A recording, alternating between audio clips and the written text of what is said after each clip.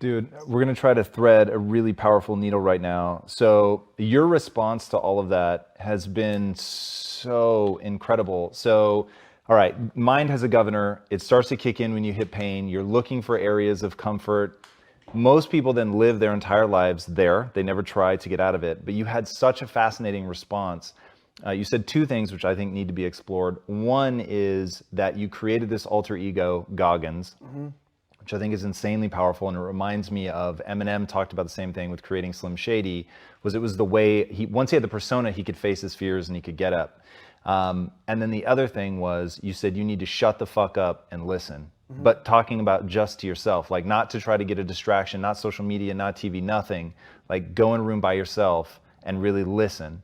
How do those two things, the creation of the alter ego and that listening to the sort of dark, hateful things that you're probably saying to yourself, how do those work together? So a lot of people can live with themselves.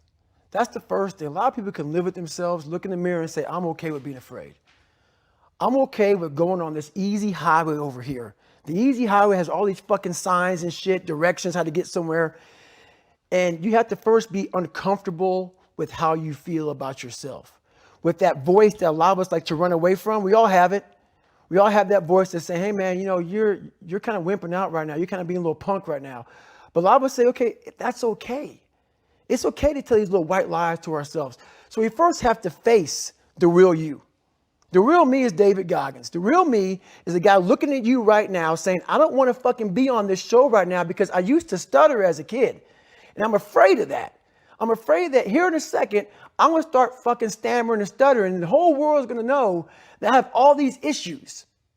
But that's when I see right now, okay, Goggins, you got to go on this fucking show. That's Goggins. Goggins is saying, okay, David Goggins, you're a punk. Life made you this way. We can't live like this. We can't live in fear. We can't live in judgment. We can't be afraid of what the fuck people right now are looking at me saying about me. We cannot be afraid of that. That's Goggins. Goggins saying, fuck all of you who don't like me, who don't want to. And that person then comes in. But you have to be David Goggins and say, man, I'm afraid of this. I'm fucked up here. Life made me this way here.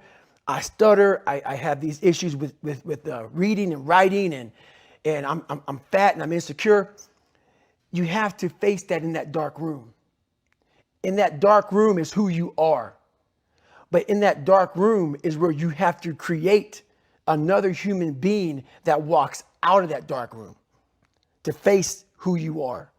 That's the only way you're going to get over all those things. You have to create someone else. Not like you have two different personalities. It is you.